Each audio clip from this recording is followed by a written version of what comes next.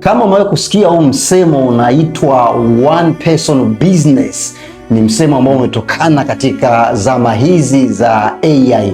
One person business maana yake nini? Maana yake ya kwamba biashara yenye thamani zaidi ya bilioni kuendeshwa na mtu mmoja tu.